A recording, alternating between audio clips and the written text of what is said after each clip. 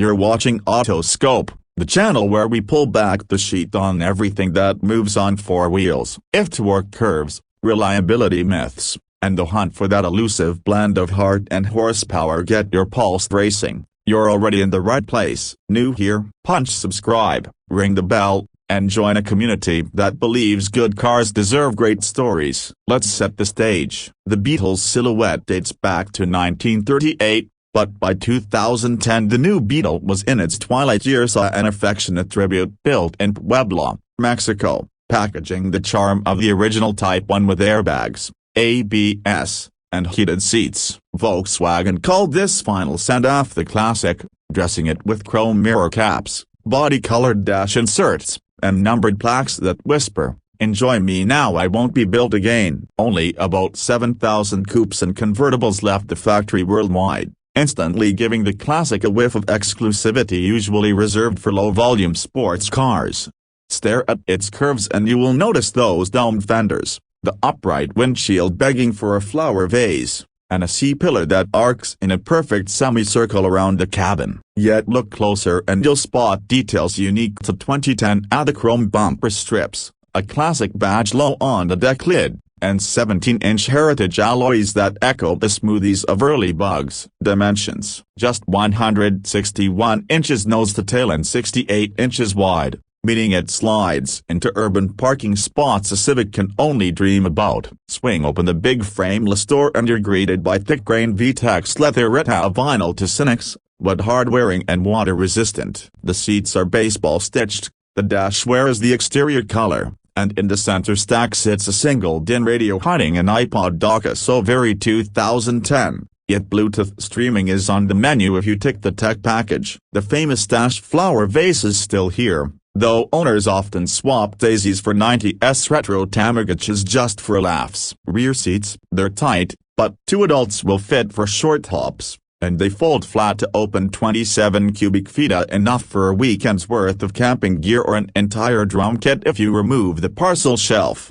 Under the clamshell hood lives a 2.5-liter inline-5, a quirky engine shared with contemporary Jettas and Passats. It makes 150 horsepower at 5,000 revolutions per minute and 170 pound-feet of torque at 3,750. In coupes you could still spec a 5-speed manual, good for an 8.4-second sprint to 60, while convertibles paired with the 6-speed Tiptronic automatic take roughly 9.1 seconds according to factory data. That may not cue the Fast Furious soundtrack, but remember, this car's mission is grin-inducing nostalgia, not track day conquest. Where it scores is mid-range punch. Torque plateaus early, so slicing through city traffic feels lively, and on twisty B-roads you surf a fat wave between 2,800 and 4,500 revolutions per minute, the odd-cylinder bore echoing off roadside trees like a baby Audi Quattro.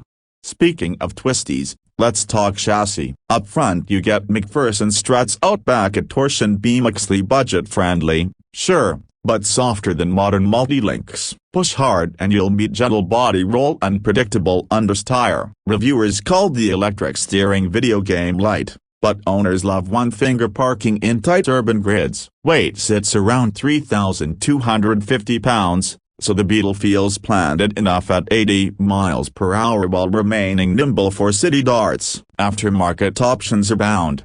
Fit GTI springs and Bilstein B8 dampers and you'll shave a full inch of ride height and nearly all the stock lean without turning the ride punitive. Fuel economy, the EPA stamped it at 23 combined mpg. In real life you'll see 20 to 28 depending on transmission, roof position, and your right foot. A 14.5-gallon tank yields roughly 330 miles, less of 5 daily commutes for most folks, meaning the Beetle is less of a weekend toy and more of a whimsical daily driver.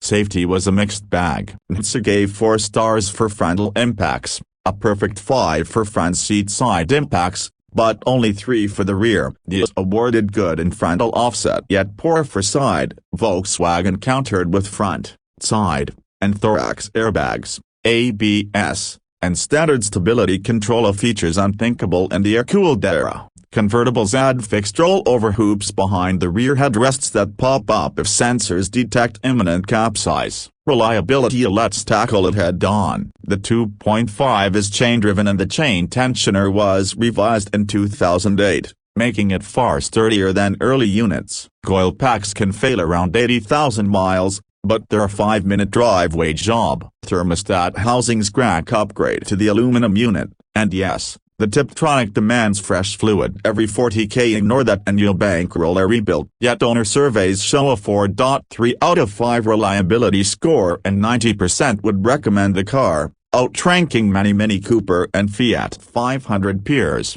Annual maintenance costs, using independent shop rates, budget about $600, oil changes at $60, spark plugs at $90, coil packs $50 each, and a timing chain tensioner preventative kit at $280 if you're prudent. The convertible top is where surprises. The Eco Canvas Plus rear glass bonding runs roughly $1,800 installed, so inspect stitching and hydraulic rams closely. Thankfully the aftermarket is your ally. Parts interchange with Golf and Jetta, and forums like newbeetle.org archive step-by-step guides with part numbers, torque specs, and printable checklists.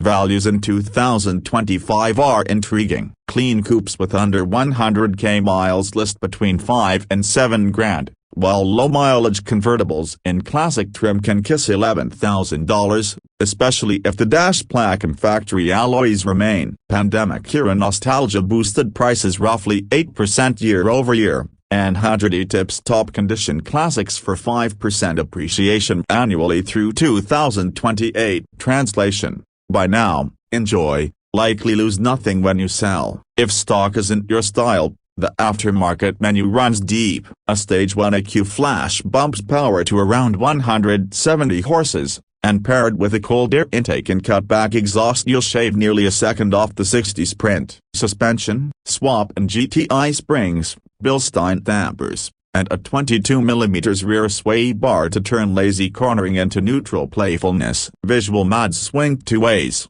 Radler roof racks, white wall tire inserts, and plaid seat inserts for the retro crowd, or OEM plus Euro tail lights, R-line bumpers, and forged BBS wheels for the modern purist. Pro tip: classics use a unique chrome mirror compa. Keep yours. Replacements are hard to source and pricey. Why do people fall so hard for these cars? Community. Annual events like California's Bug-In or Germany's Beetle Sunshine Tour draw thousands, and the 2010 Classic is welcomed like a prodigal child. Facebook groups organize sunrise drives, trunk swap meets, and even Beetle weddings, where convoys of flower-decked cars escort newlyweds. Honk at another Beetle on the highway 9 times out of 10 you will get a wave or a peace sign. Few cars create that instant camaraderie. So, what's it like behind the wheel? Did they twist the key? The inline 5 settles into a purposeful blub blub. First gear engages with a light but positive clunk,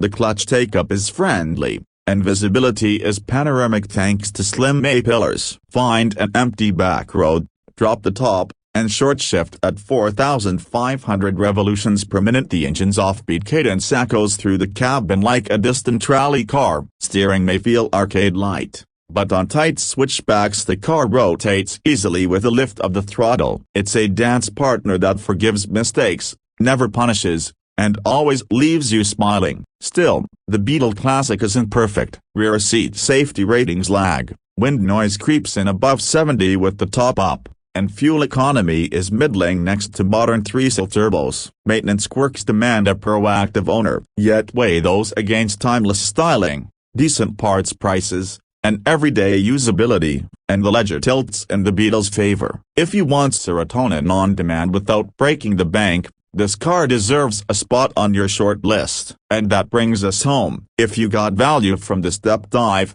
smash the like so more enthusiasts can join the conversation. Drop a comment: would you daily a Beetle Classic, weekend it, or let it pass? And if you're itching for more automotive dissections, tap subscribe and ring the bell so you never miss an upload. I'm your narrator from Autoscope, reminding you every car has a story. Keep discovering, keep wrenching, and as always, drive something that makes you grin.